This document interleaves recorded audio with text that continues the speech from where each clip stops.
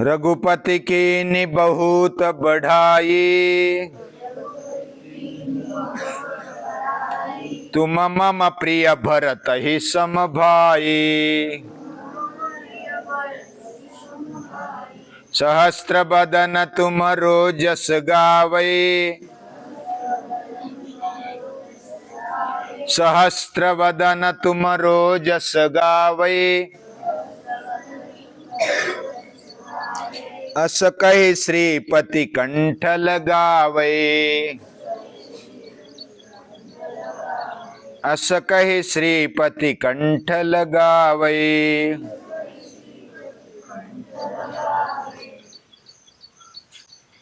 हजारों लोग आपके गुणगान कर रहे हैं, जश यानी यश गा रहे हैं।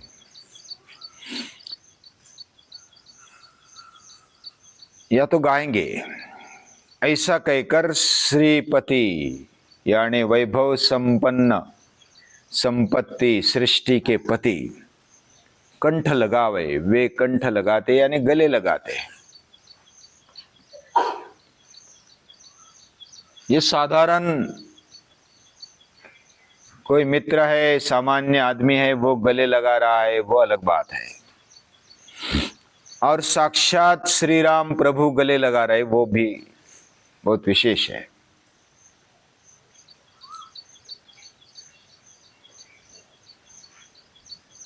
गले लगाना यह एक विशेष प्रेम का, भक्ति का, समर्पण का एक चिन्ह है, या तो एक प्रतीक है, उसका परिणाम है।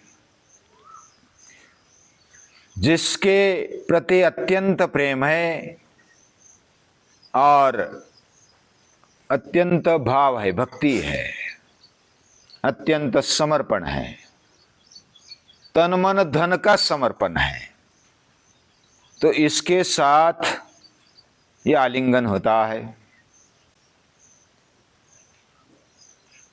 श्री राम खुद आलिंगन देने के लिए आतुर हो जाते हैं।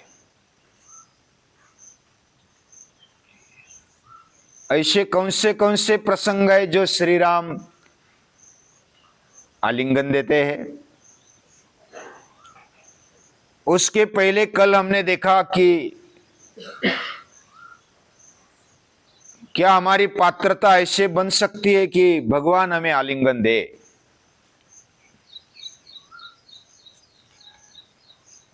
अपने से नाता जोड़े, बहुत ही नजदीक का नाता जोड़े, ऐसा कोई उपाय है? तो उपाय है, ऐसी गीता कहती है।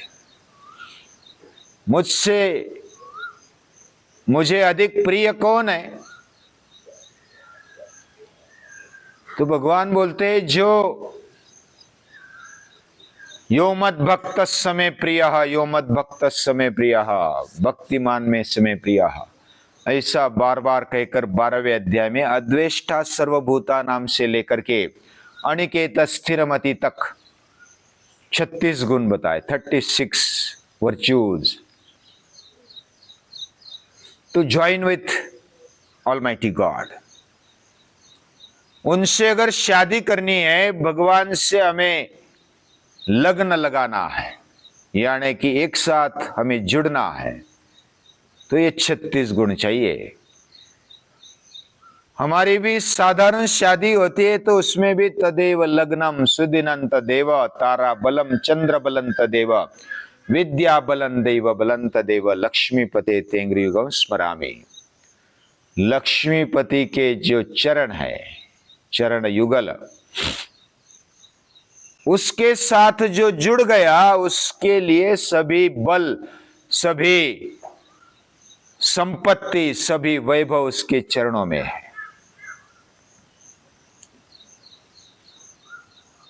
और शादी भी किस लिए की जाती है? जैसे कि हम संसारी व्यक्ति है, लेकिन अभी आप ब्रह्मचर्याश्रम में हैं, लेकिन आगे जाकर के जो भी हमारा जीवन बढ़ेगा, गृहस्थाश्रम आएगा, वानप्रस्थ आएगा, संन्यास आश्रम आएगा। ये भारतीय संस्कृति ने दी हुई आश्रम परंपरा है, इसको समझना चाहिए।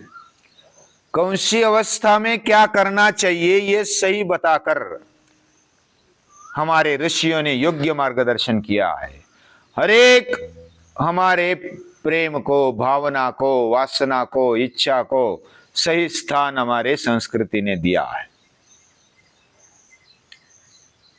और शादी करते समय ये 36 गुण मिलने चाहिए और एक दूसरे में भगवान को देखना चाहिए, देवत्व को देखना चाहिए। ये हमारी संस्कृति है। और भगवान के साथ अगर जुड़ जाना है तो 36 गुण चाहिए। और 16वें अध्याय में 26 गुण बताए, 26 वर्च्यूज। अभयम, सत्व संशुद्धि से लेकर के नातिमानिता तक ये 26 गुण बताए। ये दैवी संपत्ति के गुण है। ये अगर आ जाएंगे तो भगवान के साथ हम जुड़ जाते हैं। समानशीले व्यसनेषु सख्यम, फिर वो आलिंगन लगाते हैं। ऐसा कार्य करने वाला, अपने जीवन में गुणों का भंडार तैयार करने वाला, यह हनुमान है। और वो भरत के समान श्री राम का भाई बन गया। खुद श्री राम बोल रहे हैं, श्री राम प्रभु बोल रहे हैं। और वो बोलते हजारों लोग आपका गुणगान करेंगे। क्यों करेंगे? क्योंकि प्रभु कार्य में अपना जीवन समर्पित कर दिया। ये भक्ति है, समर्पण है, अत्यंतिक प्रेम है। और ये जब कोई करता है, कोई अपने जीवन में ऐसा बनता है, तो भगवान खुद आलिंगन दे देते हैं। सहस्त्र वदन का दूसरा एक अर्थ लगाया जा सकता है। क्या अर्थ लगाया जा सकता है? सहस्त्र वदन किसके? सहस्त्र यानी हजारों मुख किसके है? ऐसा बोलते हैं कि शेष नाग के है। वो पूरे भार को उठाकर, अपने को उठाकर वो अपना जीवन जी रहा है। पूरे पृथ्वी का भार ऐसा बोलते हैं कि शेष नाग पर है। और उसको हजारों ऐसे माथे है, मुख है। और भी एक वर्णन है, सहस्त्र शीर्षा पुरुषः। ये जो भगवान है ना, उसके भी हजारों मुख है। विश्वरूप दर्शन में इसका वर्णन भी है। सहस्त्राक्ष सहस्त्रपाद, पुरुष सूक्तम में भी है। हजारों मुख वाला साक्षात भगवान ईश्वर, वो तुम्हारा यश गाएगा। खुद श्री राम बोल रहे, श्री राम मर्यादा पुरुषोत्तम है। तो पहली बार आलिंगन दिया, कब दिया? जब सीता माता की खोज करते हुए हनुमान आ गए। हनुमान बुद्धिमान है, हनुमान चतुर है, बलशाली है और भक्ति भाव से दिल भरा हुआ है। उन्होंने जैसे सीता माता का शोध करके लंका से आ गए और श्री राम को देखा तो दौड़ दौड़ के आ गए। और क्या बोला? दृष्टा सीता मया राम। देखा, पहला शब्द क्या उच्चारा? देखा मैंने सीता को।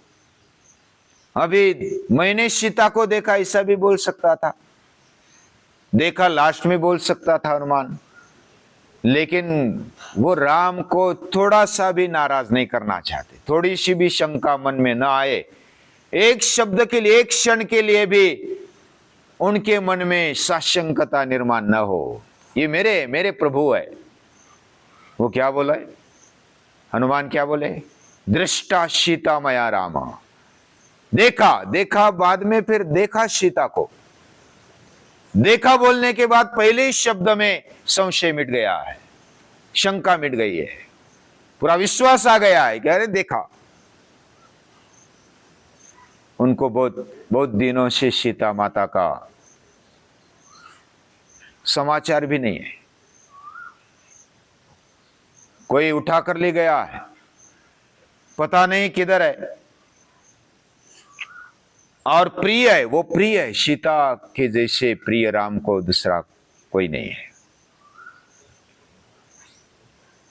तो सीता की खबर सुनने के लिए वो आतुर है, और जैसे ही खबर सुनी, दृष्टा सीता मया राम, वैसे श्री राम भावुक हो जाते हैं, उनकी आंखें नम हो जाती है। और ऐसा प्रिय कार्य करने वाला किसको अच्छा नहीं लगता। तो हनुमान जी को बहुत क्या करे, तो आलिंगन दे देते हैं, गले लग जाते हैं। ये पहली भेंट है। दूसरी भेंट किधर हुई, यानी आलिंगन लगाया तब, वो भी हमने देखा, लखन को लक्ष्मण को मूर्छा आ गई। और मूर्छा आ जाने के बाद राम व्यथित हो जाते हैं। पूरा उनको इतिहास सामने आता है, आंखों के सामने। वेदांत क्या पूछता है, हनुमान के, हाँ, हनुमान के भाई का वैसा उल्लेख नहीं है, लेकिन अभी राम भाई बन गए, भरत ही सम भाई। फिर भी मैं अभ्यास करके बताऊंगा, आप भी अभ्यास करना। तो लक्ष्मण को मूर्छा आ गई है और श्री राम व्यथित हुए हैं और विचार कर रहे हैं कि हम जंगल में आ गए, अच्छा रहे। राक्षसों से युद्ध किया, उनको कई को मारा, हजारों को मार दिया, लेकिन मेरी पत्नी का अपहरण हुआ और मेरी पत्नी के अपहरण के कारण मेरे भाई को मैंने गवा दिया, ऐसा उनके मन में आ रहा है। अभी वो मूर्छित हो गए। अगर नहीं लाएंगे, कुछ जड़ी बूटी संजीवनी नहीं लाएंगे, तो वो जिंदा होने की संभावना लगभग ना के बराबर है। और वो भी 12 घंटे में, एक रात भर का समय है। सुषेण डॉक्टर बोलते हैं, वैद्य बोलते हैं, समय बहुत ही पेचीदा है, संकट की घड़ी है, समस्या की घड़ी है। कदाचित अगर ऐसा विचार किया जाए कि हनुमान सीता माता को पहले चक्कर में उनको नहीं मिलती, फिर दूसरे चक्कर जा सकते थे, फिर से जा सकते थे। लेकिन लक्ष्मण मूर्छित होने पर ऐसा प्रसंग नहीं था। पहले चक्कर में गए, संजीवनी नहीं मिली, फिर वापस आ गए, फिर सुषेण वैद्य को पूछा, फिर गए, ऐसी परिस्थिति नहीं थी। परिस्थिति बहुत ही क्रुशियल थी, उसमें रिपीटेशन का कोई चांस नहीं था। ऐसे समय में ऐसे बहुत सारे प्रसंग हुए, लेकिन ये दूसरा समय आलिंगन देने के पहले वाला जो पेचीदा प्रसंग है, श्री राम प्रभु बहुत ही बेचैन है, क्या होगा, कैसे होगा, बस आंसू आ रहे हैं। सीता माता नहीं मिली तो भी चलेगा, रावण को नहीं मारा तो भी चलेगा, लेकिन लखन नहीं जाना चाहिए, भाई नहीं जाना चाहिए, वो प्राण है। और ऐसे भाई को जो प्राण है, खुद का प्राण है, प्राण तो अलग नहीं होता ना देह से, और उसके लिए हनुमान ने अपना पूरा दांव लगा दिया है, पूरी शक्ति लगा दी है। बीच में संकट आए, उनको भी परास्त किया है और आ गए। और जब आंखें खोली लक्ष्मण ने, जब जड़ी बूटी दी, संजीवनी दी और आंखें खोली, तो राम प्रसन्न हो गए। किसके उपकार है? हनुमान के। साक्षात श्री राम पर हनुमान के उपकार है। अस कहे श्रीमती कंठ लगावे, श्रीपति, ये जो श्री यानी वैभव के पति है, संपत्ति के पति है, श्री यानी लक्ष्मी, लक्ष्मी के पति है, वे आलिंगन देते हैं। ये आलिंगन विशेष है। श्री राम ने ऐसा आलिंगन सभी को नहीं दिया है, विशेष व्यक्तियों को ही आलिंगन दिया है, और उसमें हनुमान जी एक नंबर है आलिंगन देने में। और एक प्रसंग है, कौन सा है? हमारा जीवन धन्य हो जाए, ऐसा अगर हो जाए तो, ऐसा हमें मन में आता है। जब युद्ध हुआ सब अयोध्या में आ गए, ये भी प्रसंग हमने सुना, सभी को बख्शिश दिया जाता है, अवार्ड दिया जाता है, आपने बहुत पराक्रम किया, आपने ऐसा किया वैसा किया, आपको ये बख्शिश है। किसी को धन दिया, किसी को कुछ दिया, किसी को वस्तु दी, किसी को क्या दिया, तो सब प्रसन्न हो गए। हनुमान बाकी रह गए। हनुमान बाकी रह गए तो सीता माता बोलती है, क्या देना इसको, ये तो बेटा है, इसको क्या दे? दोनों एक दूसरे की तरफ देख रहे, राम सीता की तरफ, सीता राम की तरफ। राम भी बोलते, इसको क्या दूं, सब कुछ दे दिया जाए, एक एक अश्योपकारस्य प्राणान् दास्यामि ते कपे। एक एक उपकार के लिए, ऐसे कितने उपकार है, बहुत उपकार है हनुमान के। एक एक अश्योपकारस्य प्राणान् दास्यामि ते कपे, हे कपे, हे हनुमान, एक एक उपकार के लिए एक एक प्राण दिया जाए। मेरे पास तो अभी एक ही प्राण है, एक प्राण दिया जाए तो भी कम है, एक एक उपकार के लिए। अभी बाकी कितने उपकार है?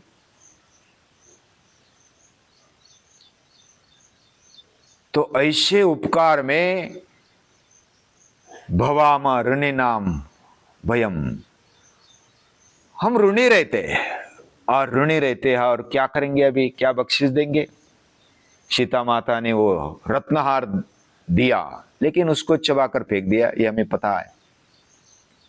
तो अभी क्या देंगे? उसने तो लिया नहीं, तो आलिंगन दे दिया। यह आलिंगन, ये भक्ति और समर्पण का, प्रेम का साक्षात परिणाम है।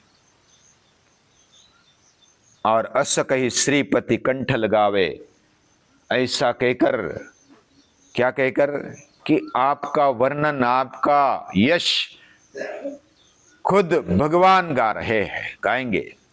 आपका यश हजारों लोग गाएंगे, अभी भी गा रहे हैं ना। हम हनुमान की कथा सुन रहे, हनुमान के गुण सुन रहे, हनुमान के अलग अलग गुण हमारे जीवन में आ जाए, ऐसी प्रार्थना कर रहे, मन में इच्छा कर रहे। तो ऐसे हनुमान जी जो बहुत ही प्रिय है, भक्त है, समर्पित है, जो श्री राम के लाडले है, ऐसे प्रिय को क्या दे सकते हैं? कुछ वस्तु से उसका मोल हो सकता है, पैसे से उसका मोल हो सकता है, प्राण से भी उसका मोल नहीं हो सकता। तो उसको आलिंगन दिया जाता है। हमें भी आलिंगन मिले श्री राम का, ऐसी प्रार्थना करते हुए हनुमान को भी याद करते हैं, उसको नमन करते हैं, प्रणाम करते हैं।